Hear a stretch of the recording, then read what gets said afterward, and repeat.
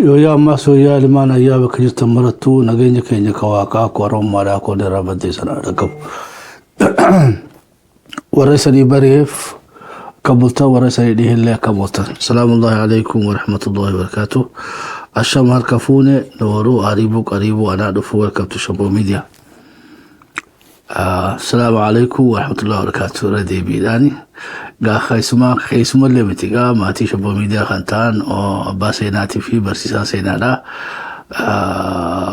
قا أبا مكا قبل دي سري دي تنجرا قا دي هادا سري جنة سقطات تنجتان الرا سامس سينا سيرا في لفا دي دورتي قا كيف ما جروفي يادا في مري حواس أورمو إدل الدنياتي نولين ترى ميغا أبا بالكرا نقا والقافني خلتي دا قرى سقنتا خينيا سينا دي هادو أبا بالكا كسمو عليكم السلام ورحمة الله وبركاته. نقا خيساني في غلطوما وانا فيرتني في أي ألفادو غلطومي غا أكولي يادا نوتي سوا أبي أحمدي توري تربان دبري راجل كبه دريدان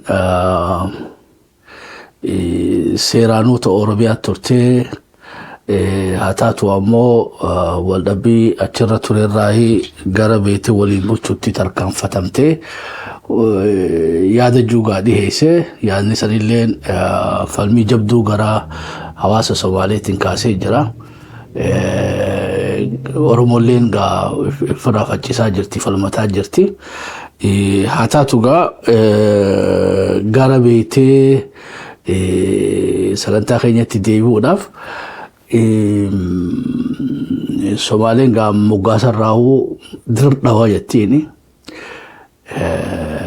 أماري دري دوا جاني ورمون دري دوا جتيني ميغا أكا أبا سيناتي أكنما سي برسيسا سيناتو كوتي غاف بودي دچاني مغالا ساني إرادو بچون برباچتو نفقاتي درين دوا دا odoo beetee magaalan tahin odoo baaburrin dhufin odoo amaarrin dhufin odoo somaaliin hin dhufin odoo yamanii fi hindii fi giriikii fi gaa warri addunyaa biraatillee irratti dhufin gaa nama achirra jiraachuu turee jira.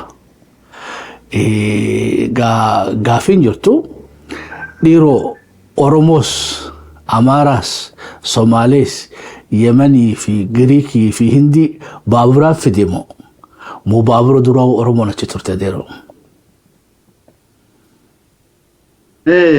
غلطوني غام غافي خنافي غافي كل فيدا وجاو دون تاني دوغان سجرا سينا مالجا وان جورت دبچو فريق النغافين كيكوني درا ودما كرام كونين بيندورا مالتو تري وانجو ولله الله يرو درا نمني ويليام باركر جامتوكو برخودا سديت أفرتامي لما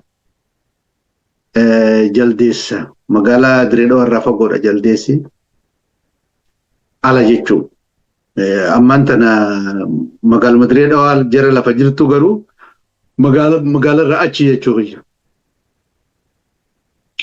jaldeessi kunni magaalaa guddoo magaalaa seena qabeetti magaalaa maallaqa biyya Oostiriyaa khaduriin itti wal bitan magaalaa warri habashootaatiillee shawarraa kan gad dhufan uummanni afran qallootii fi sulxaanni Harar ituunis anniyyas haruma kana deemanii zaayilaa namuu itti dhaqee irraa gala geejjibni kun achirra baa jechuudha.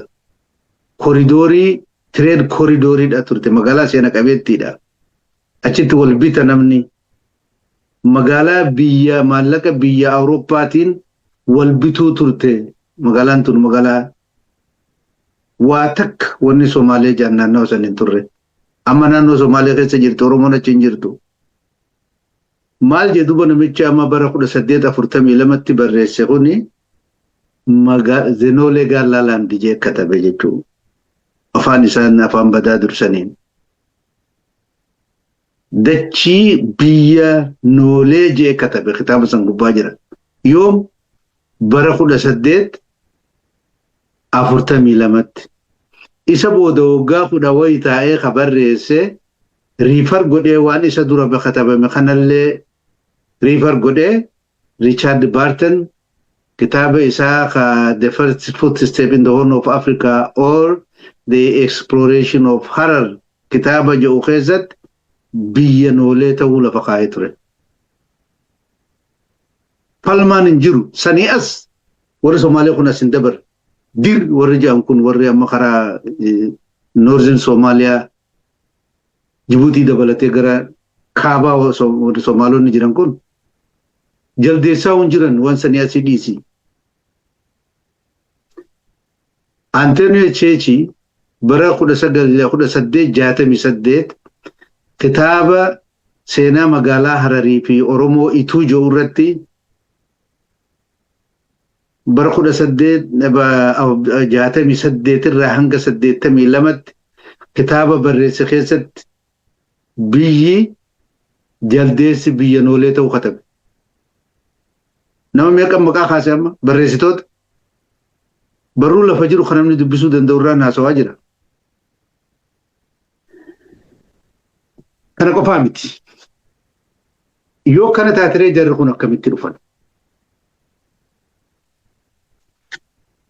ترى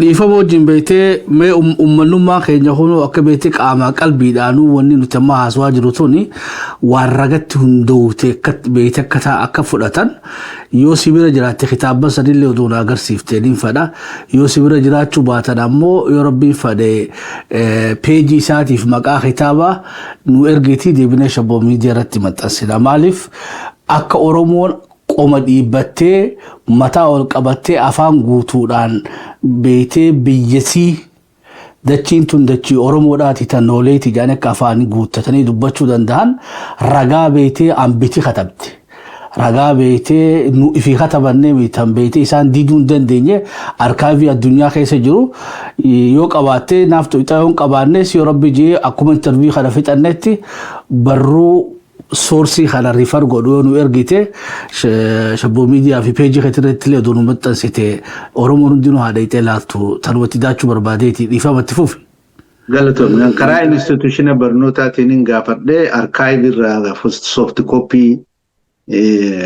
argadhaa akkasii jira kitaaba maqaa kennaatiin jira bara kitaabota kana maqaa kennaatiin jira namni hundinuu akka diiduun raguma san jabeeffachuudhaaf maqaa simnee fi iskiriinshootiidhaaf illee agarsiisuudhaaf jechuudha maaliif falmiidhaan jabaatee argaa dhageetii haa taatu jechuudhaaf itti fufi. Okay, yeah, thank you. So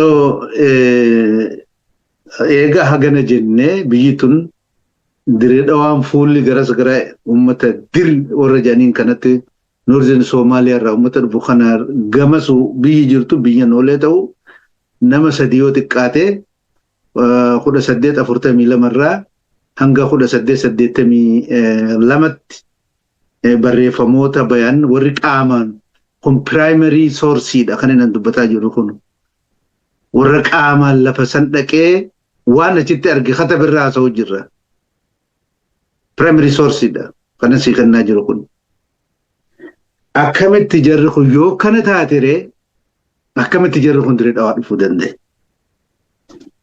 waan warri Faransaay ifi khajara kana fidan ummata Isa tir khafuudhanii diree dhawaa fidan akkamitti akka fidan waan isaan kataban sanin amma lafa kaaya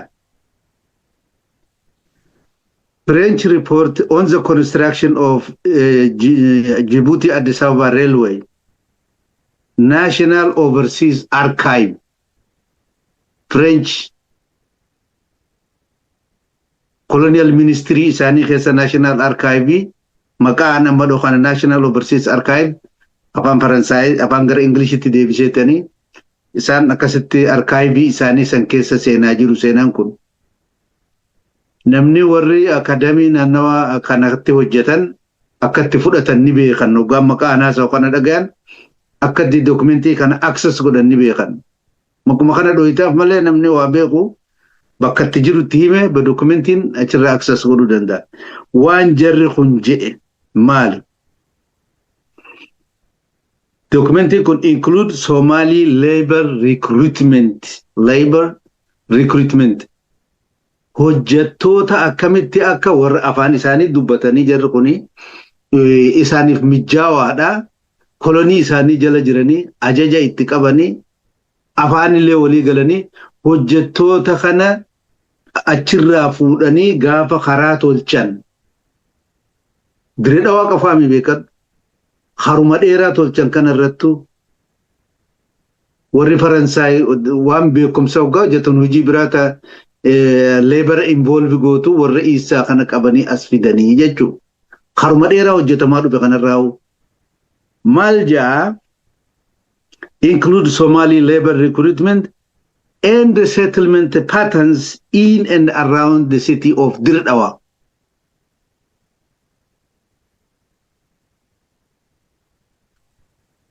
Karaa kanarra isteeshina kanarratti bakka biraatitti nama biraatiitu kana eenyu katabe kana warruma Faransaayitu bara 1887 irraa haga 1917 odeeffannoo ummata karaa kana tolchiinsa keessatti hirmaatan settlement pattern and Somalonni garana as move gara south move godhu isaanii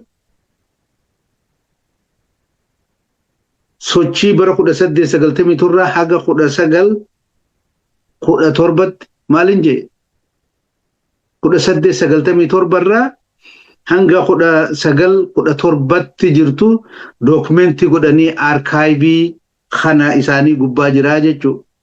Achirraa kaatee haga karaan kun Dirree Dhawaa dhufutti kaampii jaaran kaampii san qubatanii kaampii san gaalaatu makiinaan hin jirtu hedduminaan warri Faransaay kunu geejjiba gaala Somaaleetti fayyadama. Gaalli kun hoggaa kaampii jaaramtee waa tolchitu tana dhufe magaalaa tayaasitti warri kun hedduminaan warra isaanii fidatanii bakka tana qubatanii sochiin transportii gaalaa kunis gartee magaalaa uume settlementii uuma kaampiin isaan dhaabanii baabura kana tolchan cufti settlementii uumaa deemti jecha ubsuma namaa station kanarraa hogga karaan tokkochi baatu bakka biraatti ammallee station jala siisanii qubatanii kun hundi bakka namni irra qubatu taatii jechuu akkuma kaampii waraanni Minilik gaafa duraa bakka isaan qubatan hundi Itoophiyaa keessatti magaalaa taate kanatti bakki isaan kaampiitti ijaaran achumaan namni irratti walitti qabamaa deema. Namoonni lafa san irra qubatan hojjettoota warra gaalaan geejjiba kana oofanii fi muuvimentii sababa kanaan bittaa gurgurtaa jala deemaa dhufteetu bifa kanaan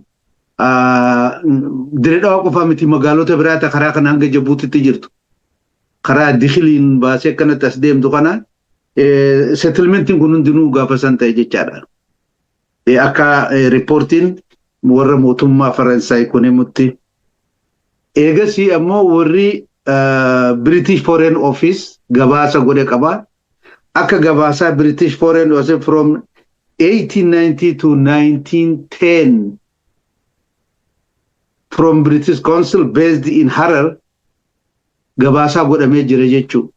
Somaliland taa'anii magaalaa Harar keessa qoonsilaa qaban. Finfinnee irra illee qaban qoonsilaa garuu guddinaan bakka bu'aan gartee mootummaa Queen Victoria dhiyootana Queen Elizabethin jaasoo tokko irratti Queen Victoria jechaadha. Bakka bu'oonni mootummaa sanii kan Somaliland magaalaa Harar ta'an jechuudha Itoophiyaatti. Akkuma amma konsilaan Itoophiyaa yoo fedhe Kaambiraa yoo fedhe Melbourne bakka adda addaa taa'u kan akkasumatti Harari bakka isaan ta'an. Sochii uummata Somaalee kana waliigaltee Anglo-Abyssinian Treaty 1897 godhamte Road Treaty tajan asin durallee dubbadheetun ture. Sunilleen akka gartee settlement concession Itoophiyaan kennite Somaalonni Itoophiyaa seenanii dheedanii bahuu akka danda'an qubatus akka danda'an mootummaan Britishiif mallatteessitee turte sun waliigaltee biraati sun. Anglo-Abyssinian Treaty or Road Treaty tajamtu. Itoophiyaan concession kennitee jirti. Sanirratti illee hundaa'uudhaan sochii Somaaleen gama kibbaa gootu gara Itoophiyaa jechuudha. Lafa ammaa Itoophiyaa jennuun tana Maljani Katamani from 1890 to 1910. The from British Council based in Harar report Somali Isa migration along the Zaila and the Harar corridor. Jajicha. Gabasan barakuda sadde sagal tamarra haga kuda sagal kudanit indawe konsila British wartakaw war English kamagala Harar ta'u turen godame akkata isaan garahna deema itti dhufan lafa kaayaa jecha keessattuu isa migration along the Zaila and Harar road eega kana jenne kabira Ethio Djibouti Railway Company report inni godhe bara 19 duwarra hanga 19 gabaasaan inni mootummaa Faransaayif galche kaampanuumti Ethio Djibouti karaa tolchusun it details labor recruitment in the station akkamitti akka warra Isa kana hujiidhaaf achirraa guuranii fidanii station godhan akka reefu dubbadhe san karaa irratti qubsuma godhaa hogga karaan asirraa kiiloomeetira haga tokko deeme kaambii san buqqisanii of dura deema station kana godhanii and their camel transportation gaalaan meeshaa fe'anii qubataa ga magaalaa Dirree Dhawaatti akkatti jarri kun as dhufuudha hima eenyu Ethio Djibouti Railway bara 19 duwarra haga 19 gabaasaan isaan godhanii arkaayivii gubbaa jiru waan kana argisiisaa jecha nan dabramas kabratti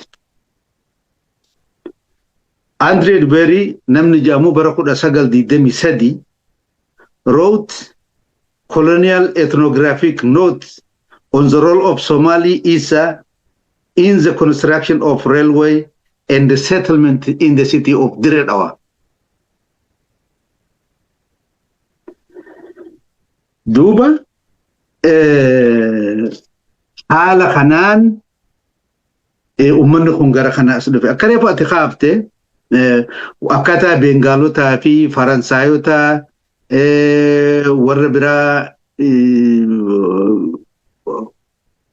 Yamanoonni kamitti akka Dirree Dhawaa dhufanii sitiin tun akkatti magaalaa biizinesaa vibrant city akka taate akkamitti akka dhufan jarri kun dubbannaa Oromoon yeroo tana magaalaa Dirree Dhawaa tana qubatee irra jira.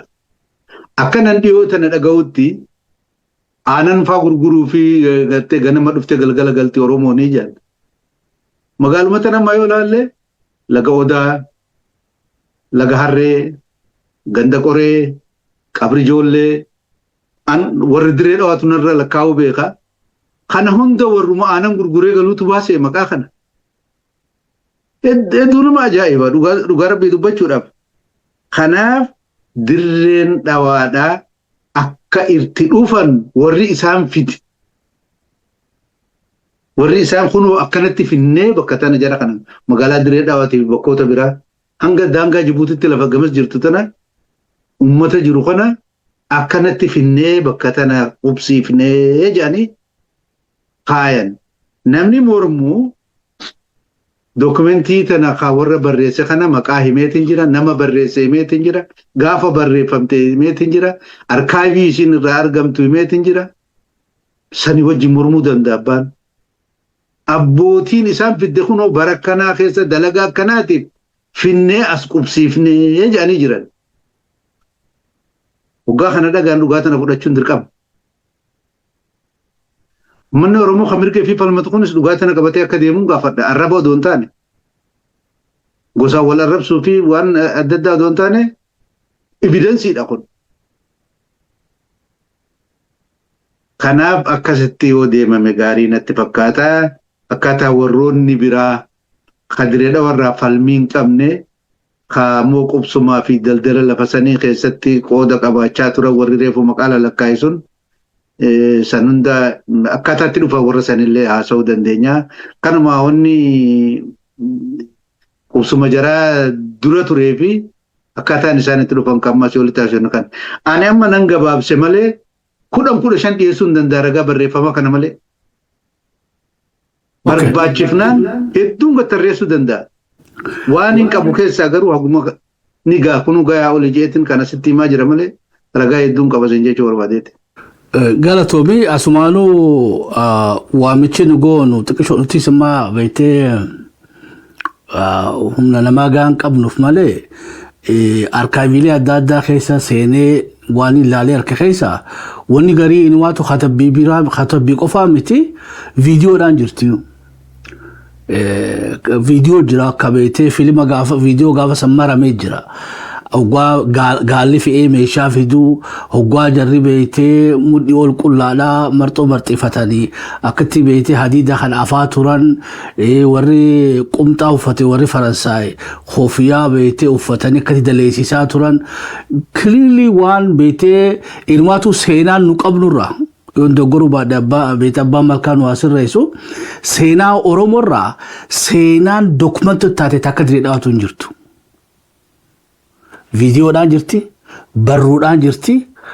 Even yoo beektee karaa Faransaayii fi Ingiliis dheeyne namoota beektee gaafa san magaalaa san ijaan beekanuu oduu Faransaay keessa deemne manguddoo hin dhabnu jechuudha. Taarra silaa yaamneetu mangudduma beektee kaampaanii Faransaay keessa dalaydee fi embaasota beektee dippiloomaatota Ingiliizii fi Faransaay oduu arra barbaanne warri gaafa Haile Sillaasee turan sani arraa'u oduu Oromoo fi isa dhaqanii Faransaayittuu himatanii Faransaay dhugaa jirtu lafa kaaya because waan wanni qabduu miti jechuudha seenummaan dokument taateewu takka diree dhaabatu hin jirtu. Tanallee namni keenya beeku qabaachuu waan irraa qorrifannuu fi sodaannu odoon taane yoo ragaa taate abbaan malkaatu wanni ilaamaa tarreessa kun waan laaftuu beekadha. Haftee beekadha motuun imma irrumaa xiqqishoo nu beektee irrumaa qaccab godhee nu dhageessaa jira malee listiin dhiyaattu jechuudha. Amma gaafii biraa tarii sii qabu keessa dirree dhaawaa mitii jechuudha. Dirree dhaawaa achitti odoo yaane manguddoota irraa wanni an dhageemma gaara adii gaarreen jira jechuudha bikkimma qubsumin ooleedha almost Jabuutii keessa maayilaa Jabuutiin wal tuquu danda'a jechuu dandeenya jechuudha yoo xiqqaate kiiloomeetira 200 ol 300 kan dhiyaatu nooleen dirree dhaawaa achittuu karaa Jabuutiituu ni jirti manguddoota nuun ja'anii jira jechuudha kanarratti yaadni ati qabdu maali abbaa malkaa?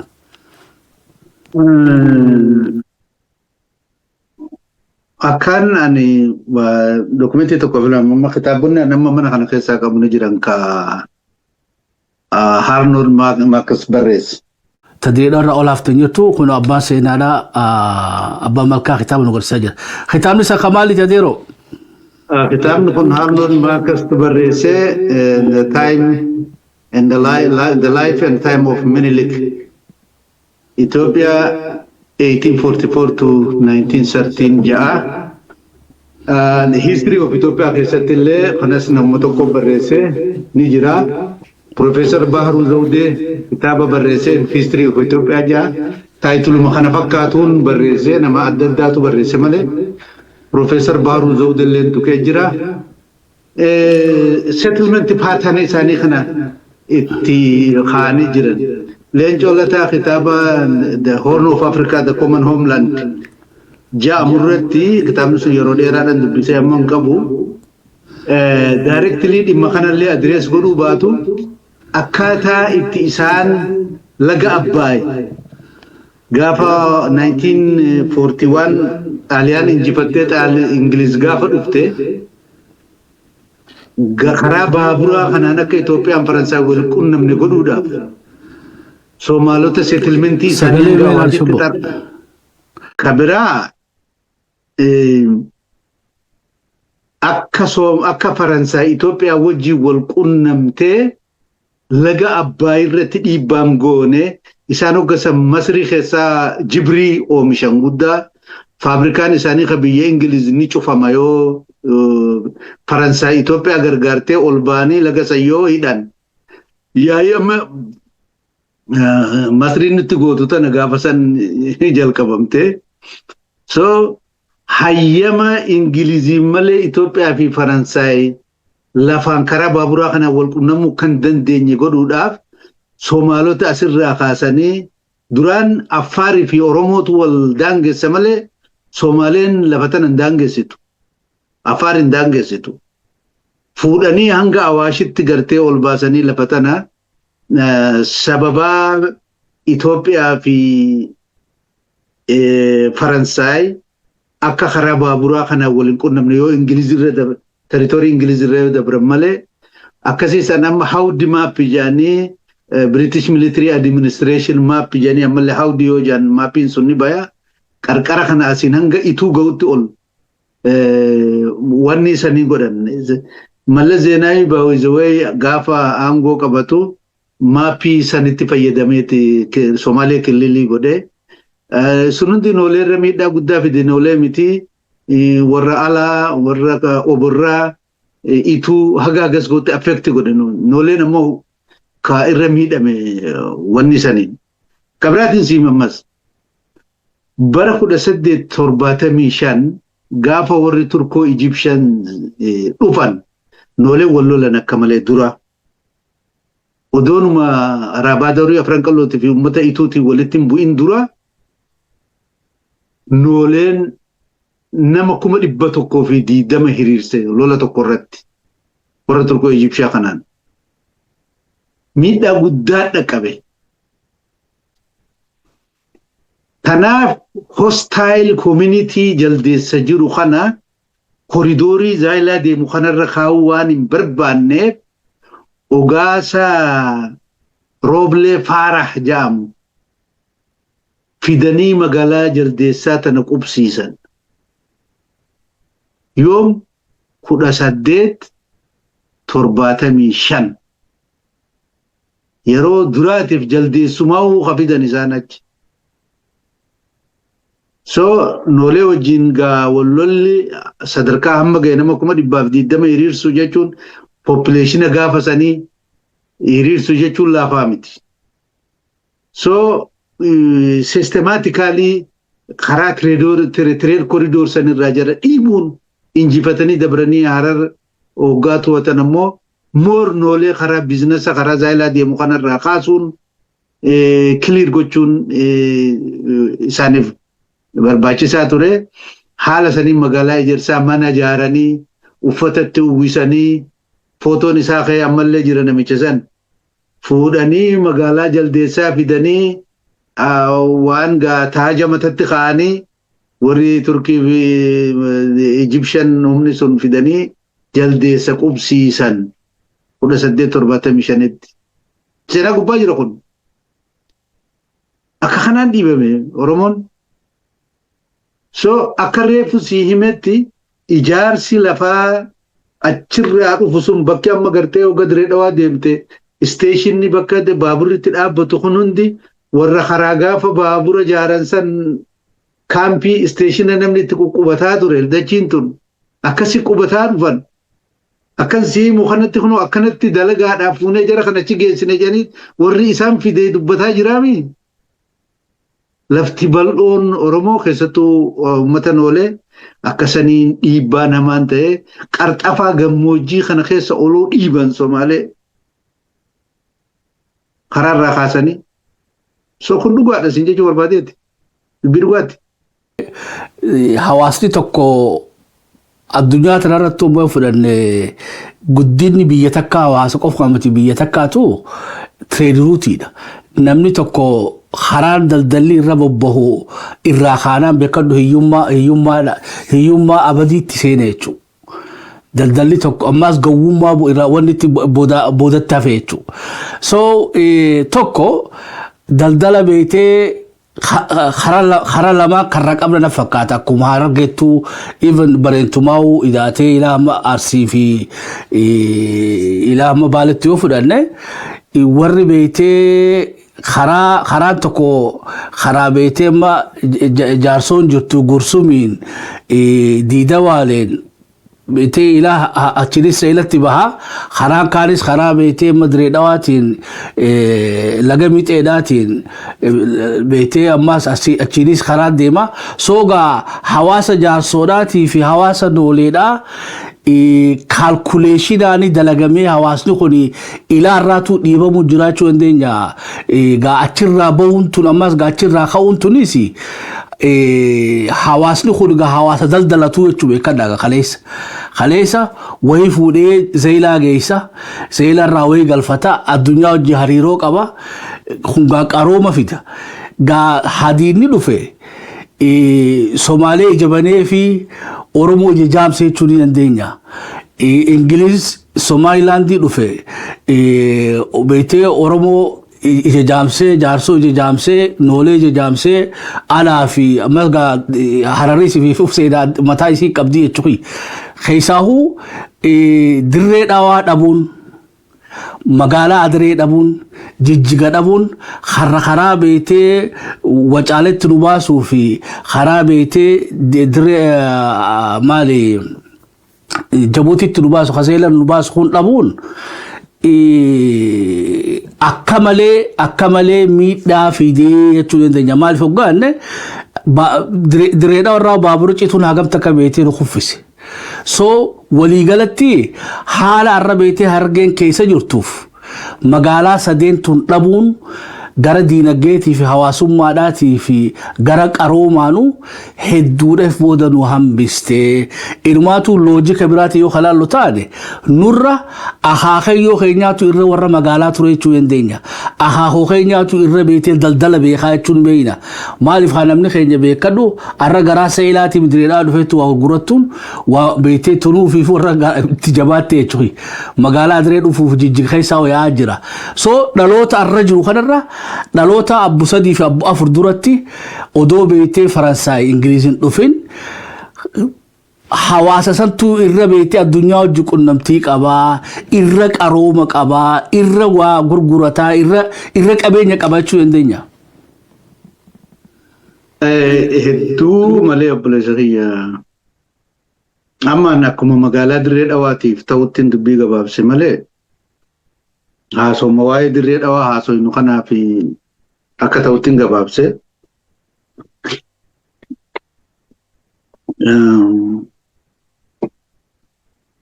man oromo hula galana zaila tana karbana gejibatu garte guddan deme dufa gubarra warri amaralle na bisho gafa garte shawa olimbain gobana fa waltani oduma olimbainu akhakiye minilik sahala sillase rakase gejibni sani kharum khana yo ragafa ta karata juran banada karata jurati yo de mamale Djibouti bira tajuran tuni kharan nisan kharma khana de minilik le nuri kharma khana de matra gejib nisa warri hararitis gejib nisa ni kharma khana de warra frankal lo kadangar jiru khana miti itullen kharma khana gejib nisa ni dema yero takkatti kharan kun nagenya arga akka arga to bultum denge khajamu banga da itu kan yonda gachuba de jatam saddit raga shantami ja ga bulchena pakata gada itu delegation achira erge overra ala nole tani jalde sarati mari gangora boda delegation ne bira zaila da kewra dir kana wajin nagan yaya kango ne ogasanum najira wari dur kuno dirin kuna gana marom nan kabdu guma warri koloni kun dufe ya inta temale agas marom nan kabani akka intu ine gejiba kenya naga nulata na bahu wanaka ilke arba worki goga keransa mal wana kanati tu dema tu rega basani wali galte godan harakana demani akka ada somali tipi oromoti karawarana fa dokor safa la bakani zailat tigarte akasiti irbu wali senani hogga isa wali galte godan faranjin birada batte khatab de jirti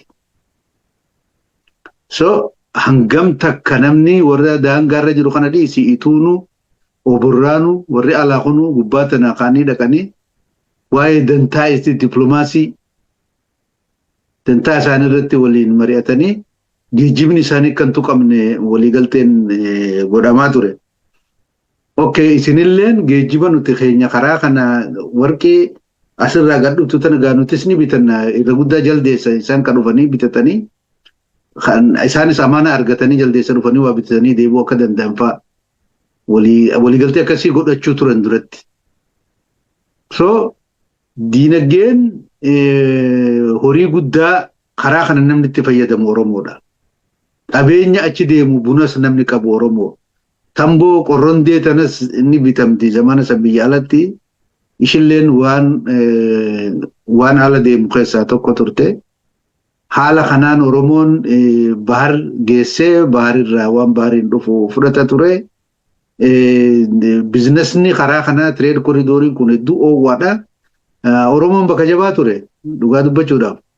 Tanaafuu gaafa 1897 Anglo Abyssinian Treatiin sun akka jaarsoo warri noolee kunis akka xarafa sanirraa Oromoon akka manatti galu walumaa galatti biyya gaara mul'ata uummata alaa fi aniyyaa akka isaan manaa gadi hin baane dhufanii dajjazmash ganamiin fa'oo waan godhan isin dura haasofnee turre Oromoo manatti galchan ciisanyaa godhanii qoraan cabsanii qixxee namaa safaranii hiyyoomanii akka nama jalatti cabanii bulan godhan Oromoo.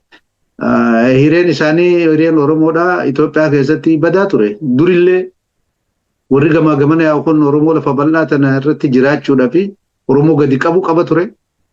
Miliikfaan isaanuma godhanii Oromoo is great power turan gaafa dura. Alaa fi keessaan waa faranjii seete ta'ii warra Arabootaa ka seenan haa ta'u warra Habashootaa ka gubbaa gad dhufanii warra immoo ollaa keenyaa ka faranjoonni hunoo mareefu dubbanne kanatti dalagaa isaaniitti fidanii nu keessatti gannaqan haa ta'u akkuma fedhetu warri dhufe Oromoo irratti jiraate akka silimitti Oromoo irra jiraatanii hireen Oromoo hoggaa kana ta'e egaa obboleessa kiyya durirraa kaasee hanga ammatti waan ammaan boodaan beeynu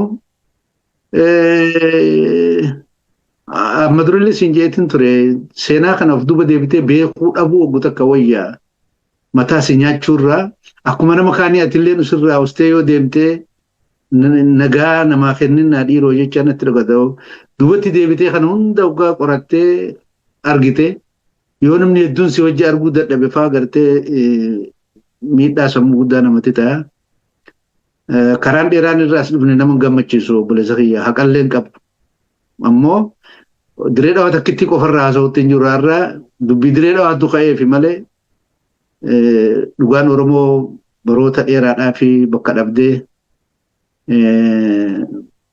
miidhaa guddaan ture jechumaaf hin jedha. Ammas hawaasa keenyaaf irra deebinee yaadachiisuudhaaf gaafa Afrikaa irraa fudhanne gaafa Afrikaa irraa yoo akka Toobiyaa fudhannes arraa'u wanni beeytee biyya alatti ergamaa ta'u Oromiyaa keessaa Oromoo irraa guuratanii jechuudha wanni ekspoortii ta'a. Kaleessaas akkasi.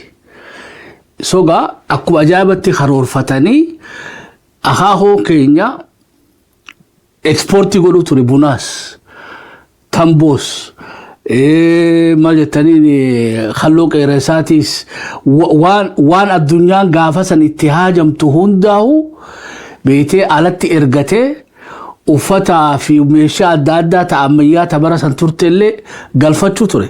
Footooleen jala deemuu ture. Footoolee beeytee jala deemee ilaaleetiin magaalaa Harar keessatti beeytee Oromoon akka jireenyi si waan laalaa ni ajaa'iba jechuudha. Bara Afrikaan qullaa deemtu magaalaa daree keessatti beeytee uffata qotee bulaa keenya baadiyyaarraa dhufe ilaalee jechuudha. Ni ajaa'ibe waan arra kaasan fakkaataa jechuudha. Warra beeytee fuulli uffata dhiirtinis uffata jalaa gubbaa qabu dubartiin teenya uffata jalaa gubbaa qabdu magaalaa gaafa sanuu waa fiddee gurguratti waa bitattee galti ummata beeytee ijabanatee jechuudha ummata qarooba qabu. Wanni beekuu qabu sabni tokko ekspoortii godha jechuun sabni tokko alatti waa gurguratee alarraa waa galfata jechuun qarooma laafaa miti jechuudha. خدي خارقون دبئه توي بر خارقوني زيلا جيسي أما جبوتي جيسي على الدنيا وغرغرة تومتي أرى أوروبو مقالو ميسا تتيان تتو غرغرة تو دبيتي أم بيتي دلدل أركافودتي أوفتا جرتي توي واني أمالي جلس هرري بيخوك أباني واني جنو مالي درين نوانا بيتي أكنما بيتي أورومو هلاتي شوفي قبرون فتشولاتي درين نوانا موتي نيتان وان أورومو داغل تنتين فكاتو يتوي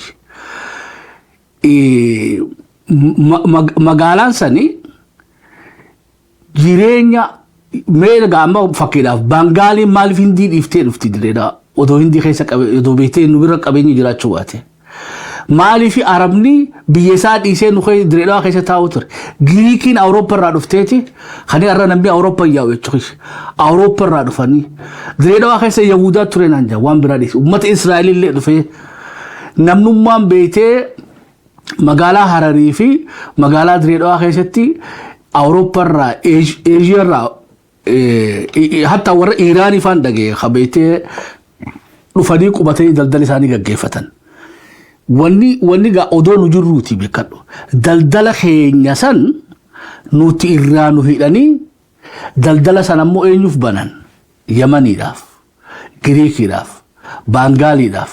إبر خاجر خو ندلدل ولا ليتي بخاجر خو نفنيس بيخو قبات خو يدا مخين ودو دلدل رجروتي خرا دلدلا سنور كافودني سفاري رقبتشيسني نو في زيلا نو في جبوتي الدمورني خبيرا في دتني أكوبا ساوث أفريقيا يوغندا كينيا ودو أبان بيا جروتي على الراهندي في عربا في نمات دادا في دي دلدل خيسا نكان سياسة أماريك أباتيتي دلدل بيتي قراغي في أدري في دم براتي في بني يتوي خنون دينو وان كروران دلقمتي توهو بيخون برباتي سانالا سو هقا واهي منو بيتي سياسة قويدو أراكيلو قفودون تاني وان نبني جيرا خواري تانكي في مدفي أركان كامني وان واركافو داتي خيسا قبرمان قدون هيوم مالا warshaan hiyyummaadhaa daldala dhabuudha.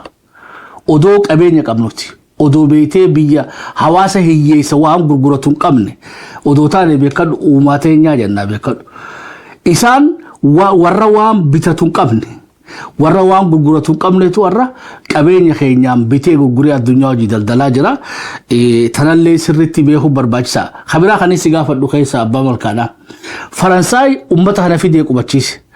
Wanni beekuu qabnu gaamma odoo lakkoonee lafa keenya Jabuutiirraa ilaa hamma Hawaashitti wannummaan isaa hafidan nama 100 guutuu jechuudha.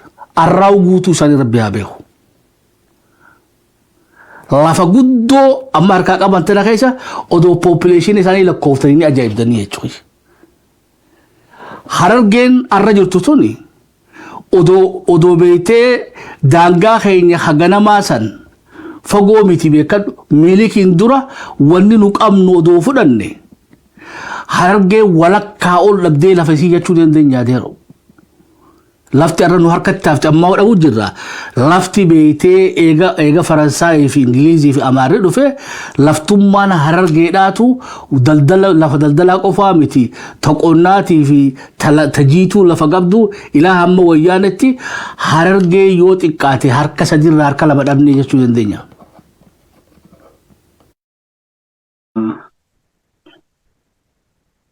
Ummata tokko jira jijjiirraa waggaa deemte ati agaaburii ol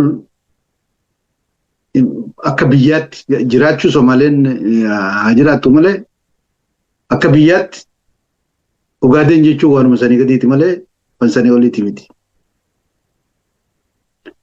Gaafa dargiin mirga kenneef Ogaadeen irraas gazze jaanii agaaburii ol hin qaban. Harargeedha wanni sanii olii. Magaalaa Jijjigaatan akkatti qubatan qabanii saasumsa dheeraadha amma waan kanarraa haasawutti jirra jechuudhaaf malee tubbeen isaa dheeraadha. Oromoon jaarraa 16ffaati warri bahaa warri Magzuumiidhaa مغزومة إمباير ورجاني ولاش ماسون كونفرتي ور أمانتي في آداء إساني فرتها كوستال إيريا رجران كانس دبلته ممنولي كبني قال بدني وجين دولني أورمور رميت داعيسني وقادي بلا ما في شنطة خيستو دي بنزايلا راكاسني أورمو بشاو بيجا ما باسنا سندرو دبدي تنجرا وريكون مو بشال لغا مرمرغا ما خاسني تي أجا لفهم بوجام جانين تنوندر راكاسني لغا واش چيسيسا am desion irra agallim na dingli film isa Gladiosit Oromon gafa jarra kuda jappa san hidate kae gada amma jirtu tana haroomfate humna wallenjise farda lenjise nama lenjise iqaf qoda hojii kenne guddatti kenne dardaratti kenne manguddatti kenne namu qoda gumachu ka Oromon achirra kae kabaja arra qabnu tana nutti horan gafa gada mel bajechada Egasi asdabu midaan garte haga Tedrosi fi Yohannis in kainitti Oromon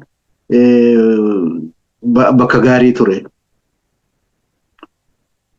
Egasi warra tokkotu ammas karaa Magdishoo kanaan ka'e isaanis warruma Arabootaati. Ajjuraan sultaan jedhanii sultaana wayii ijaaranii Oromoo gara kibbaa kanaan jirtu irratti yeroo takkatti dhiibbaa fidaa jiran. Haa ta'u ammoo bara injifannoo cululuqaa guddaa san Oromoon ifijaaree itti jabaatee tokko ta'ee deemee injifannoo ka argate. Sirni gadaa sun laaffachaa dhufee laftinis bal'attee booda Oromoon gamaa gamanaa itti duulanii akkuma gaafa duraa san akkuma gaafa dura jaarraa 16 warri kun bahaan warri kun lixarraa itti duulanii miidhan san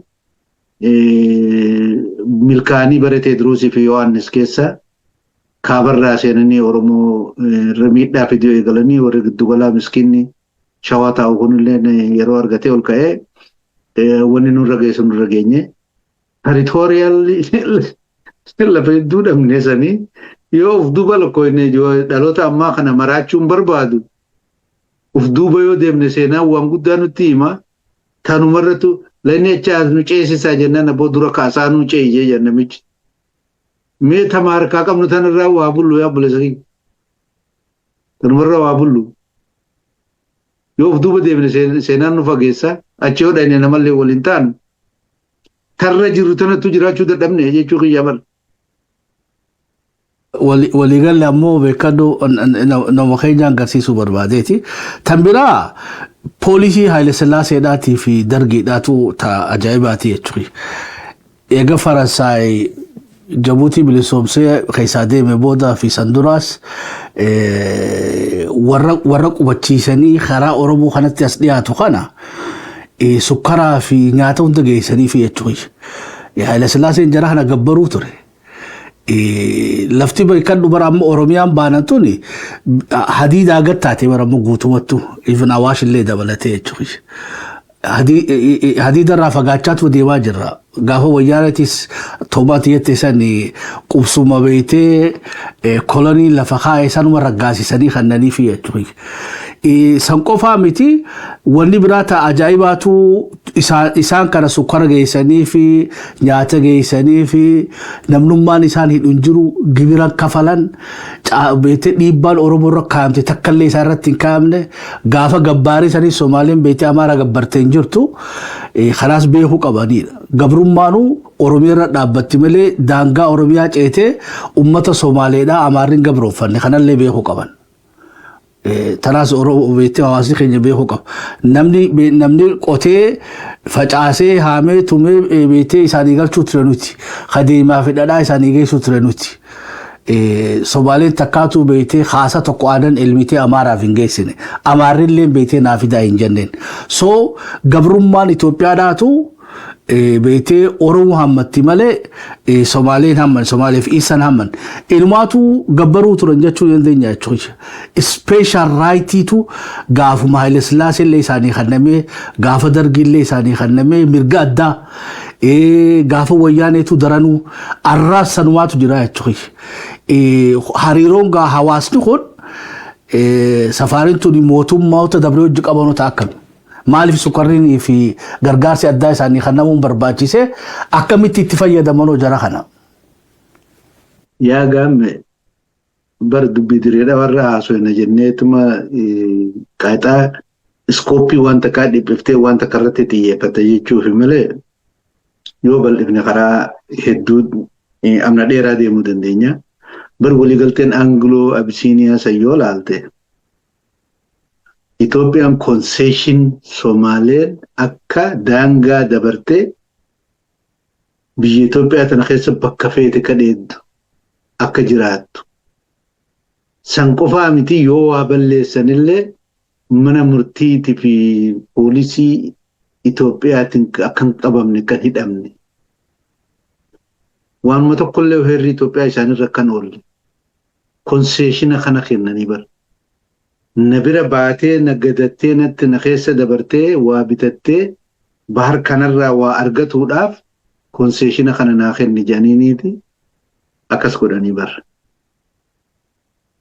Sigalee mallatteesseeti bara mootummaa Raas Mokonnin mallatteessee bara Minilik bakka bu'ee bara 1897 Angiloo Abisiiniyaan Treaty or Road Treaty road namicha waan san mallatteessee faranjii Ingiliz. Ni mallatteessanii bar hin tuynu hin hiinu waa takkallee hungoonu fedhan hogga fedhan dhufanii seenanii bakka fedhan adeeman bakka fedhan haa qubatan hayyee Oromoo tananatti sossoosin gaamanaas. Haatee Oromoo tanatti naqina hazaayilaa fi kana gara tarafaasan hayyee nayin Somaaleen gara beete adeemtu Oromoo mana haatees mallattoo akkanaa bar.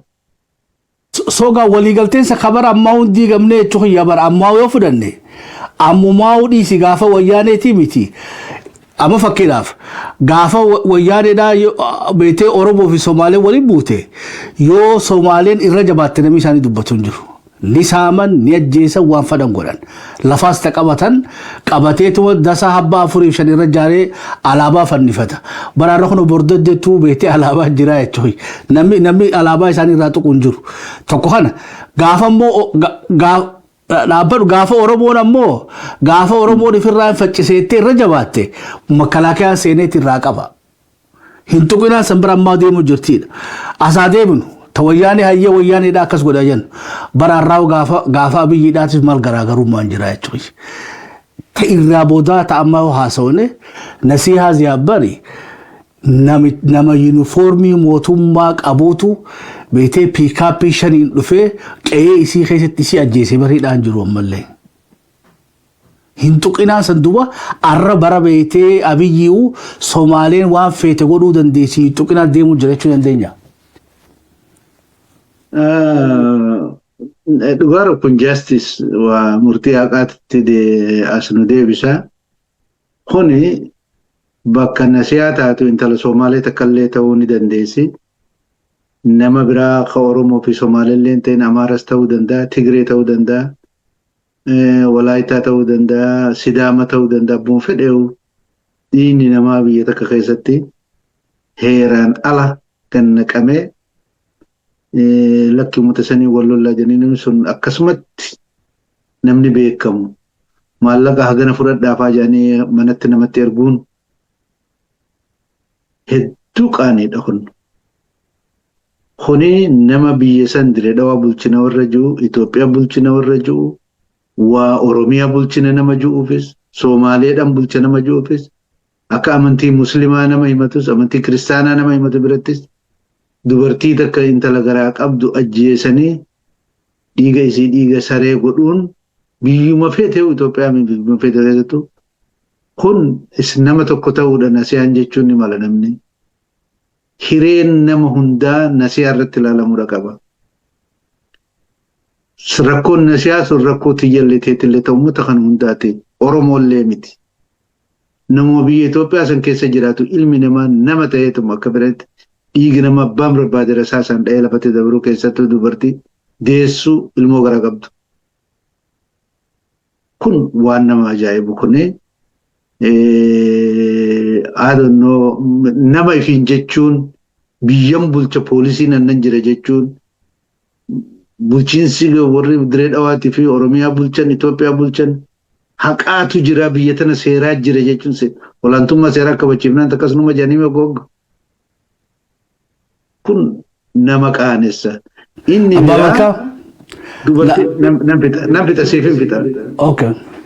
Intalti Oromoo takka magaaluma ishii keessatti qe'ee isiitirratti namni gosa himatu, namni lammii tokko himatu, namni saba tokko himatu lafaa ol ka'ee magaaluma Oromoo irratti ajjeese nama gaafatu dhabuun haruma feetettu. Mootummaan naannoo Oromiyaattis waan kana gaafachuu qaban, nama kana maa ajjeeftan jechuu qabu. Yoo political solution illee taate warra Somaalee sanii hojii waliin dubbachuu qaban. Ka harkarratti biyya isiitti qe'ee isaatiirratti mana lafa dachii isirratti manatti qe'eetti dhufanii namni qawwee nama dha'uun hin jiru. Warri Dirree Dhawaa bulchuus haa ta'u, yoo namni Dirree Dhawaa bulchuus sun fedhu Somaalee haa ta'u, fedhu Oromoo haa ta'u, abboon fedheewu. Warri Oromiyaa kunoo akka uummata nama Oromootiif dhaabbatu magaalaa isaa qe'ee isaa mana isaatti dubartiin deessuun reebamtee waggaa ajjeeftu takka akka kanatti deemuun hin danda'amu. Dubbiin nasihaatun dhaabbatuuf hin deemtu. Cal'isuuf hin deemtu. Dhiini intala tanaa usuuf hin deemu. Dubbiin dubbii nasihaa lubbuu takkitti dubartii takkaatii miti. Dubbii heeraati. Dubbii dhugaati. Dubartii takka mana ishitti dhufanii rasaasaan namni hidhatee mootummaarraa leenjii argatee qawwee hidhatee damooza nyaatu manatti dhufee nama ajjeesee inni nama lafa baduun kun waan ulfaataadha. Akka Oromoottis Oromoon biyyan qaba, mootummaan qaba, inni nagaa eegduu poolisii biyyaatiin qaba jechuun danda'u. Akka kanatti olaantummaa seeraa kabachiifnaan galgalaa fi ganama dibbeetu malee nutti awaajan kunillee nama yaaddeessa bakka inni jiru namni adannoo. Akka sabattis yoo ta'e akkuma namumattu dubbiin nasihaa taate amma kaafte tuni teesti keeziidha wanni kun. Ulfaataadha. Nasihaadha dubbanna malee hireen nama biraattis akkanuma abbaa fedhan ajjeesanii irraan tarkaanfatanii deemuu danda'anii. Kun gaa qeetiyya bakka Oromoon juutti kataa jiru baay'ee ulfaataadha kun. Waan takka beekadhu waan taatee nama dhuunfaadhaa tokko beetee waraana mootummaadhaa sakaraana tokkootu farshoo dhugee yakka kana hojjetee jaanii beetee namichi nasihaa hidheessani yoo beetee heeraa dhiheessan waan beetee nutillee siyaaseessinee irra bulchiisa Dirree Dhawaatiin hamannu. Amma mootummaa naannoo Somaaleetiin hamannu, amma mootummaa Oromiyaatiin federaalaan hamannu hin jirtu jechuudha. Taateen tu taatee nama dhuunfaadhaati sanuu nama farshoo dhugee to'annaa seeraa jala oole dubbiin isaa mana seeratti ilaalamaa jirtii otoo taate margaa kanaa ol nutuu ittiin deemnu jechuudha teenyeeti waan seerri jiru san laalla. Barnuti amma wanni jechaa jirru maali? Dhimmi Somaaleedhaatii fi dhimmi Itoophiyaadhaa waliigaltee Ingilizii fi Haayile Sillaaseen godhan saniitu arrallee hojiirra jiraa. Wanni nuti beektee uummata mootummaa tana saaxiluu barbaannu dhugaan jirtu maali? Tokko nasihaan odoo poolisiin Dirree Dhawaatiif bulchiisee kanatti arkuuti isaan duratti dha'een gurbaan. Hoggaa isaan dura dha'een ubbaleetiin gurra lamaan qabattee iyyattee ubbaleetii beetee dhiinii kana matarraa beetee dhiinii kanatti utaalu kana naa haakima naa geessa jettee iyyitii bar. Nutiin ajajamne jaaniin bar. Nutiin ajajamne jaaniin irraa dhookumi beekadha. Irraa dhookumi bar. Haakima geessuun barbaanne. Isii achi dhiifteeti asii fi achitti fiigaa beetee isii fi gurbaan Firesii tokko baajaaj qabatanii odoo piikaappiin mootummaadhaa shan achi dhaabbattu odoo poolisiin meeqa achi jirtu odoo bulchiinsi achi jiru nama isii fuudhee hospitaala geessu dhabanii hoggaa isiin deebite Gaabete ubbaleetii lubbuu qabdi seete ubbaleetii duutuu siisan fudhatteeti dircorraa geessite. Kanaa ol mirkaniin ni jirti. Somaaleen Itoophiyaa keessatti tuqamuu hin dandeessu. Kun maal agarsiisa? Rakkoon waa rakkoo beetee bikka nu laallu miti. Seerumaanuu Somaalee waan feete godhuu dandeessi Oromoo. Seerumaanuu. Shimallis Abdiisaa ni sodaata. Khadiir Juwaar ni sodaata. Khadiir Juwaar beekadhu meera magaalaa saniiti jechuun. Qe'ee Nasihaa Ziyaad arraa'u poolisii ajjeeftee keessa ta'a. Isi ajjeesaniiti galgala beetee sirba banatanii dhiichisaa turan. Arraa qe'ee isaanii san warra Nasihaa ajjeeseetu qe'ee san qabatee jira jechuudha. Wanni akka furmaatatti isanii dhiyaate aboo bikka sanii miti bikka biraatii isanii barbaadaa naaf addaadhaadha. Wanni bulchiisii jechuu dandeenya haganuma jechuudha. Lakki qe'ee teessii deebisuu hin dandeenyu. Narraa usaa yoo feetan maallaqa isaanii isanii kannaadha. Bari isaa miiqa ajjeese beekadhu. Ajjeesisaa miti. Qaama ajjeesisan heeraa dhiyeessuurra maatii kana usiisuudhaaf abbootii gadaatii fi aktiivistii itti ergee aboo narraa usiisaa warra kana kun maallaqa osoo feetan geessaa fi wanni kana godhuuf bari waan Somaalee seeraaf dhiyeessuu hin dandeenyeef. Waliigalteen Ingiliiziif Haayila Sillaaseedha. Arraa'uu Abiyyiin arraa'utti bulaa jira. Sanumaatu gaafa beetee dargiidhaas ture, gaafa mallasis ture, arraas sanumaa ture. Sogaa tana beekuu qabnaa. Asirratti ammas beetee wanni beetee itti daachuu barbaannu keessaa dubbii wayii jireedhaa qofaa jechuudha. Dhiyuma tana nam 17 ol jaarsoo keessatti ajjeesanii reefa lafarra shorroisanii kaanis muka fannisan. Namni seeraa dhiyaate jira. Namni loon 2.5 beetee mooyyaalirraa hamba bordaddeetti buqqisanii namni abdii illee gaafa seeraa dhiyaate dubbii Oromoodhaatti dhidaane beekta. Akkas jechuun gaa seerattuu dhookaa jechuun Somaalee yoo Oromoo ajjeefte mootummaan Itoophiyaadhaa Oromoo ajjeeftan jettee seeraa dhiyeessuu hin dandeessu jechuudha. Abdii illeen wanni hidhameef charchii gubatte. Fi beetee biyya buqqisuu deemaa fi waan biraati malee kissii isaa san gubbatti Oromoo tokko buqqisee fi Oromoo tokko ajjeeseen hin jirtu jechuudha. Kaboodaa gadhiisee amma Riipooblikaan gaardii isa eegaa jechuudha akka ministeeratti. Haga dubbiin qabbanootu hidhanii booda gadhiisan. Duba gaa hoggaa kana hunda walitti qabne gaa nuti mirga lammummaadhaa hin qabnu. Somaaleen ammoo beetee mirga beetee lammummaa sadii qabdi. Itoophiyaas ta'uu danda'an, Jabuutiis ta'uu danda'an, Somaaliis ta'uu danda'an. Ragaan biraa namni Keeniyaadhaa biyya teenya waggaa dhufu viizaadhaan dhufa. Taanzaaniyaan, Suudaan, abbaan fedhe. Somaaleen arraa'uu nama meeqaatu viizaan Itoophiyaa seenaa jira gaafii keenya jechuudha. Arra nama 100 meeqaanii Finfinnee tana keessa jiran. Tokkoon isaaniitu viizaadhaan seenanii jiran jechuudha. Wanni agarsiisu Somaaleen Oromoo ol Itoophiyaatti mirga lammummaadhaa qabdi. Somaalee taatee Itoophiyaa keessatti nu ol mirga qabdi jechuu dandeenya. Ragaan tana agarsiisaa jechuudha.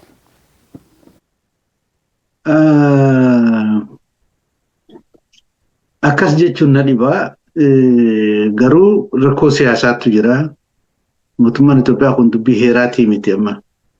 Heera Oromoo irra caalchisanii Oromoo fi Somaalee wal caalchisu akka kiyya akkaan itti arguun dubbadhaa. Sirrii ta'uu danda'a, sirrii ta'uu dhabuu hin danda'a. Mootummaan kun ifiif waa hedduu laaqee waa kanaa kaanii kaan qaqqabatee jira. Haala lolaaf waraana bilisummaa Oromootiin Oromiyaa keessatti lola qabaa. Naannoo Amaaraa lola qaba faannoo wajjin warra Tigraay wajjin waliigalteen qabu. Eertiraa wajjin walitti haadhataa jiranii warri Masrii kun Soomaaliyaa keessa kun maqaa peacekeeping operation humna nagaa eegumsaa Soomaaliyaa gargaaru jiruun achi waraana isaa qubsiisaa jira. Wanni gartee hostile activitiin gara bahaa kanaan ta'uu danda'u. Yeroo hamaa kana keessatti namni dhawaan joo waan qabannatti fakkaata. yeroo kana keessatti oduu Somaalee waan feete goote mootummaan Itoophiyaa waan achi garagalee laalu natti hin fakkaatu. Haala muddamaa amma keessa jiranitti yaada kiyya kuni this my analysis.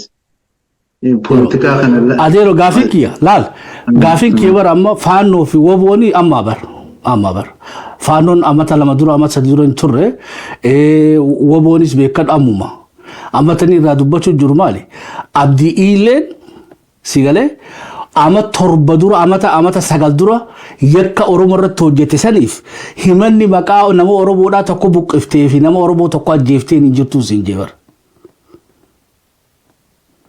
amma umana hidha raabee siin jee arro odoo Oromoon tokko Somaalee tokko ajjeese Oromoon tokko odoo Somaalee ajjeese manni kannamee fi Republican Guardian eegamaa jechuudha duuba habar gaafin jirtu nama abdii illeen poolisii mootummaa qofa nama 500 ajjeese poolisii Oromiyaa qofa daangarratti ummata Oromoo nama 100 meeqaan fixeeti qabeenya isaanii saamee nama miiliyoona meeqatti dhiyaatu godaansisee arraa'uu namni isaan godaansisanii beetee Adaamaa fi Finfinnee fi Shaashamannee fi addunyaa biyya hunda keessa faca'ee sadaqaa hadataa jira. Abdii illeen ammoo Finfinnee keessatti manni mootummaa isaa kanname beete hoteelota qaqqaalii keessatti isa arkaa jiran arra Sharaatan keessatti kophaa deemaa jiru wanni namaan naa wanni keessatti wanni inxooxxotti agarrayaan beete Republican Guardian marfamee bikka bashannanaa gurguddoo hundaa'u arra Abdii illeen deebi'ee bashannanaa jira akka ministeeratti eegaa jechuudha. Soga par gabaabdutti murannoon gara mootummarraa gaafa ihaadigis arras murannoon beetee Somaalee accountable godhuudhaan numan jirreedhaan pointi kiyya malee beetee geopolitics xaxama amma kanaa miti kana duraa'u hin turre nuti wabii hin qabnu kana wanni an jechaa jiru adeero. Laal dubbini humni naashinaalistiin qabsoon sabaatu muramee bakka takkatti Itoophiyaa deemnee jiru still sabootaatu mirgaaf qabsaa jira Itoophiyaa keessatti. Itoophiyaan ammatti akka sabatti bar dirree dhaatu nu gatamteet bar hadiyyoo jirtimi mootummaa naannoo Oromiyaa amma Abdiillee faa Ishimaan Mustafeen faa ministeeronni federaala keessa jiranii kan naannoo Somaalee jiran akka allaatti garteetti kunoo dirree dhawaatan gubbaa maraniimi. Sagantaa teessanitti guyyaa tokko haaftanii irraa dubbatan natti fakkaata waan kana. Abaandan gootee Oromiyaan dirree dhawaatan. Eeguu qabdi.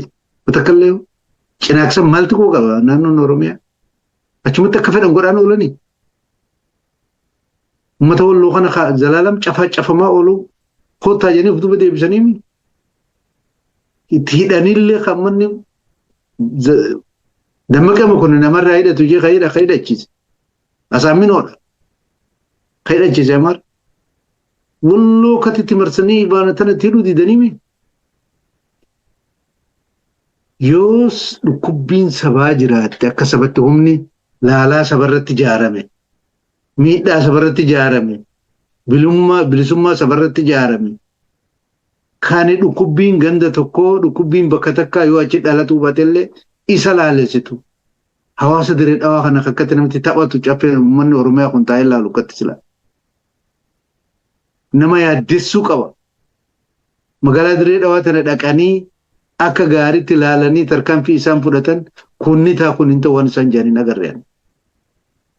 They are abandoned warri cinaaksanis warri baale keessa jirus akkasumatti abandon godhee jira. Oromoo ijoolleetis.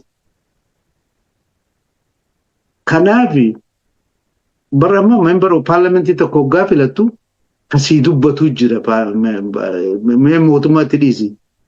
Hagaafii warra isa filee kana qabatee deemuu jira. Kammoo paartii goggogaa polotikaa biraa qabatee deemuu jira useetuma jechuudha. Namni hundi akkasii miti. Mootummaan naannoo Oromiyaa kan uummata Oromiyaa kana bulchajuullee yoo achitti dhalatuu baatellee gandi hundi ganda kiyya jee warra biyya bulchuutu si barbaachisa. Kadha itti dhaga'amu. Magaalaa dirree dhawaa tana keessatti uummanni kun akka malee miidhamaa jira uummanni keenya kun. Gatamanii jiran. just Oromiyaa jechuun maal jechuudha? Oromoo jechuun maal jechuudha? Namaami. Kanaafi abbaa dhabne abbummaadhaan dubbachuu qaba warri Oromiyaa bulchu kun. Warri Dirree Dhawaa bulchanis member of parliament magaalaa Dirree Dhawaa ani yoon bakka biraa Arsii keessaa yoon dhufe ani magaalaa Dirree Dhawaa irratti dhalachuun irra hin jiru. Wallagga keessaa yoon dhufe Shawaa keessaa yoon dhufe akka maletti yoo namni Dirree Dhawaa namarratti taa'ee ilaaluun qabu akkuma sabaattu akkuma biyyaattu akkuma bulchitoota biyyaattu warri biyya bulchaa jiru kun Oromoo fi Oromiyaa irraa dantaa qabaachuudha qaban. Haga aangorra jiran namni irratti waaru hin jiru. Kanaaf namninis akka namaatti dhaabninis akka dhaabaatti mootummaan akka mootummaatti nagalcha uummanni kun kiyya biyyituun tiyya jechuudha qaba. Maarreen tokko maree liyyuu astaadaa Dirree Dhawaa achi dhaabbattee hawaasni akka fedhinaa godhee annan galchuu Oromoodha uummanni kun. Itti gaafatamaa itti aanaa paartii badhaadhinaa Adam Faaraa nama guddaadha. Adam Faaraa argita. Warra kaan aangawoota argita. Mustafaa Umar argita. Dirree Dhawaa warra akka allaattii rakka gubbaa martutti achirra maran. Always attention isaanii achi gubbaa. Warra Oromiyaa kan argitu. Namni si gatamee lafa taa'u yoo si arge akkam si godha? Ni gatame warri Dirree Dhawaati. Kanaaf amma sagantaa har'aa tana keessatti wanni goonu dhugaa ni qabdanii uummata keenyaan amma akka nama tokkootitti wanni uummata kanaa kennuu danda'u dhugaan teetii yaa uummata. Seenaan tee kunoo tana. Seenaa tana qabadhu deemi.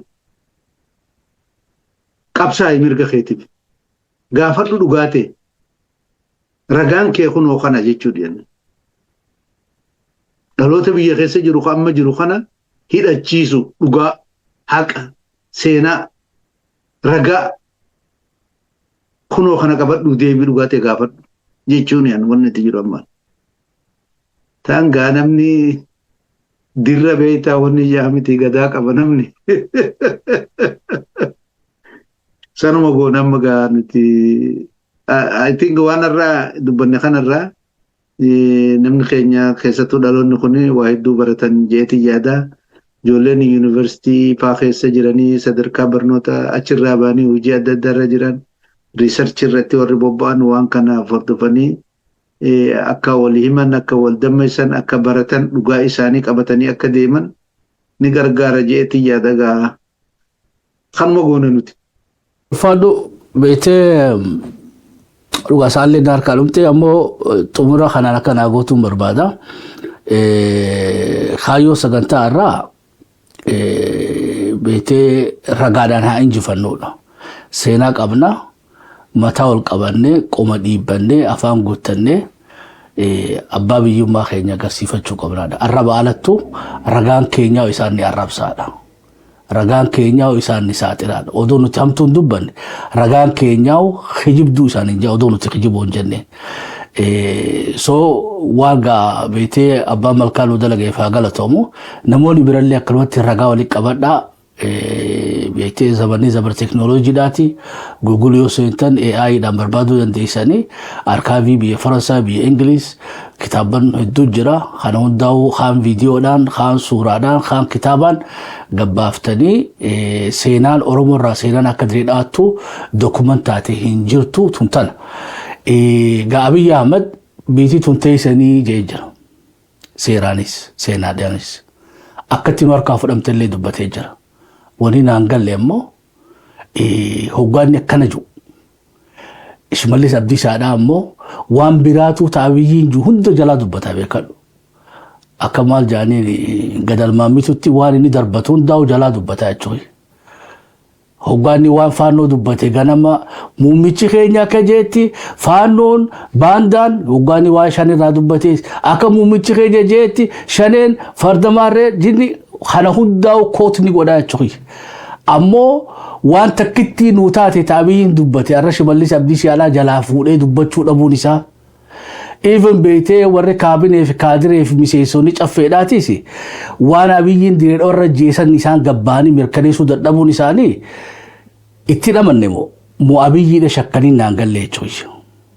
Egaa waan biraa hoggaanni faanuu irraa dubbate amantanii hoggaanni shan irraa dubbate amantanii hoggaanni waa'ee diree dhawaadhaa takkitti watanaa ta dhugaa nuu dubbate immoo beetee jalaa fuutanii arraaw kasilaa beetee falmachuu qabdan. Karaa manni sanii baqeesse kanaan beetee caffeen Oromiyaadhaati miseensonni caffee Oromiyaatii fi miseensonni beetee even bulchiinsa magaalaa diree dhawaa keessa jirtanuu karaa isanii baqaqe kanatti beetee fayyadamuu dadhabuun keessan waan nama ajaa'ibsiisu. Yoo gaafeessa ilmaasii wooma lama taati. Takka abiyyiin dhugaa dubbateeti waan dhugaan itti dubbatee san isanitti amanne taatan takka ammoo miidiyaa irratti afaaniin akkana jeeti nu shubbisiisee isaniin ammoo callisaa isaniin jee lamaan karraa tokkuma taati jechuudha. Hin dubbatiin abiyyii isaniin jee hidhama gaafin kayya. Wanni isaniin dubbanneef dubbii isaa sanitti amanne moo abiyyiidhaatu hin dubbatiin isaniin jee gaafi. Tarsilaa abbaa malkaatiin dararu Shimallis Abdiisaa fi miseensonni caffeedhaa deebisaa isaaniirraa eeggan. Haa taatu tabiraa moo taniin jiru dubbii bareedduu takka tarii fokaaftee jira. Daldala keenya ilaa hammasa ilaa qabnu san beetee sadeen bareentumaatu walitti dhufanidha. Amma gaa dammaqiinsa hawaasa keenyaa haganamaatiif haarraa halaallu. Ara dubbii diree dhawaadhaa hoggaannu waan ijoolleen diree dhawaa keessa dhalatte qofti irraa dubbachuu qabdu na warratti fakkaatee jiraadha. Kaleessa ammoo akaakuu abaaboon keenya beetee iturraa nafne humbannarraa nafne qalloo nafne wudoonnoo kabiraatu Oromoodhaa dhufuun isaanii mara walitti dhufeeti marihatee beetee diree dhawaadhaaf gaafa sanuu gaachina ta'edha. Arrahoo akka Harargeetti akka bareentumatti akka Oromoottoo dhimmi diree dhawaadhaa akkuma maasta pilaanii Finfinneetti dhimma biyyoolessaa ka Oromiyaa ta'uu hin qabu. Kanarratti ogaa dhaamsi Oromoota hundaaf addatti ilmaan beetee humbannaa ilmaan ituudhaatii fi ilmaan qalloodhaatiif bifa waliigalaatiin ilmaan Oromoodhaatiif diree dhawaan akkuma beetee lafee handhuura teenya jennee falmanne sanitti atink yoo gawwoomne malee diree dhawaan illeen handhuura irraa illee handhuura jabanaaf fakkaatti. Karra tokkochaa beetee ittiin addunyaa wajjin wal qunnamnu. Karti duraa cufamte tun deebitee banamuu qabdi. Beetee arra muummichi hoggaa kana jee akkatti siyaasaa taphatakkaa beekuun nu biratti haftee naaf fakkaatti. Adeeroo kaleessaa'uu dubbiin diree dhawaadhaa bareentuu walitti qabdee arra akkamitti walitti qabuu dadhabde? Wallahi waan kun dubbii jawaadha. Dubbii nama haatee tuni an seenaa hedduun jala deeme hedduu waa qoqqorachuuf tattaafadhe.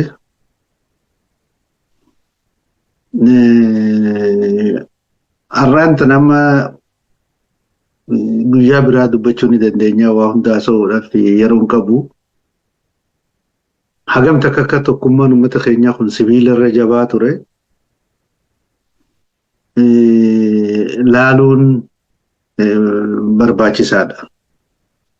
Akka amma dhaloonni tiktookii ka zamaana kanaa kun ka ibiddaa fi bosatti ba'ee deemu kana amintee seenaan uummata keenyaa akkanan kennu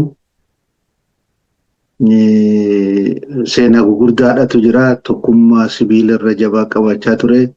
Akkasitti biyyi amma harkaa qabnu tun nu geesse laafatti miti uummanni kun kaasiin as ga'uu dandeenye.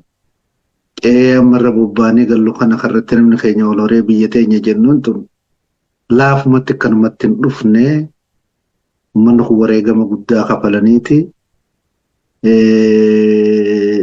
Tokkummaa uummata kanaa namni reefu an dubbadhe Antoonii Seesii namni jaansuni nama Xaaliyaanii waan ajaa'ibaa akka ta'e Xaaliyaan illee Switzerland bokkanan sen. Ini taalamummaa isaa chaateessuuf barreeffamni inni katabe tokkummaa uummanni gartee bahaa kun qabaachuu ture akkaataa isaan itti diinaa waliin dhaabbatan akkaataa isaan itti lolanii waa injifatan lafa kaa'e. Haris William kudha saddeet afurtamii takka gaafa biyya san dhufe tokkummaa hawaasni bahaa kun qabu maqaa dha'ee barreessee jira. Kanaaf abboonni keenya sun bara dheeraa san gaafa gadaa meelbaatis akkasuma tokkummaadhaan Oromoon guutuu walii galee dhaabbate. 2018 illee bara 2018 illee tokkummaan maal akka ta'e dhaloota kanarratti agarra. Gaafa adda babaan maal akka nama mudatu gaafa tokko ta'e namni akka maal godhuu akka danda'u kaleessumaa agarree jirra. Kanaaf bu'aa qoqqoodamiinsattis ijuma teenyaan agarre bu'aa tokkummaan qabullee arginee jirra. Hanga danda'ametti tokkummaa dhaama akka isin amma argitanii fi akka keessattuu ijoolleen amma bara teknoolojii kana baate akkuma garatti haasawte namni gosaa fi gandaa walitti bu'u kanaa miseenaan keenya kanan turre biyya tanallee akkatti nuuni hin abboonni keenya gatii guddaa kafalaniiti waliin dhaabbatanii honna akka jiraatu tokkummaa yeroo hunda laafinaa fi jabina keessatti illee bilisummaa fi gabrummaa keessatti illee uummanni tokkummaa isaa qabannan egereen isaanii jira. Yoo tokkummaan qabanne immoo abbaa fedhee xiqqaa fi guddaallee si taphachuu danda'a. Ammallee haalli gaafa Afrikaa sun ulfaataadha. Karaa egereen gaafa Afrikaa kanaa biyyoota hedduu wal qabata. Fedha keenya qofaan waan nuti qofni murteessinuu miti. Nagaan gaafa Afrikaatii fi lolli hammeenyi gaafa Afrikallee nu qofaami kan murteessu. Jeeqamni ji'oopolitiksii nama humnoota gaafa Afrikaa kana keessa jiranii fi ka'alarraa harka dheeraa laatanii godina kana jeeqanillee dabalatee raafamni kun haga tokko ittuma fufuuf deema fakkaata.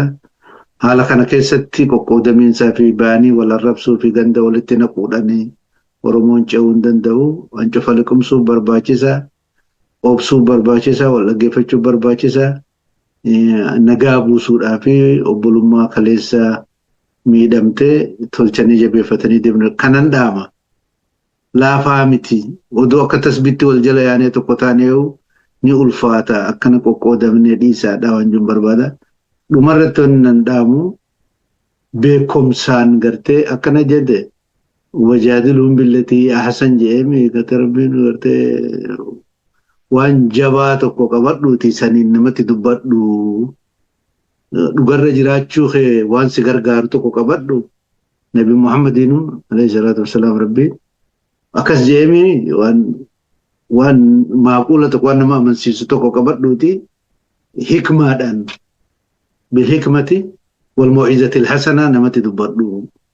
Akkana jee gorsee bar ta'liima akkasi gorsee rabbiinu ilmi namaa kun akkasitti deemuu qaba ragaa qabatee dirree falmiitti bahee ragaa isaasan qabatee dubbachuu qaba. Somaaluma tanaan illee hausanii arraba hukumaa tokko hin finne wal arrabsuu shanyii wal arrabsuu maal bu'aan qabu. Seen dhugaa kee himachuun ammoo baalagummaa miti. Seenaa kee himachuun dhugaa miti. Falmachuun nama balleessuu miti. Baalagummaa miti.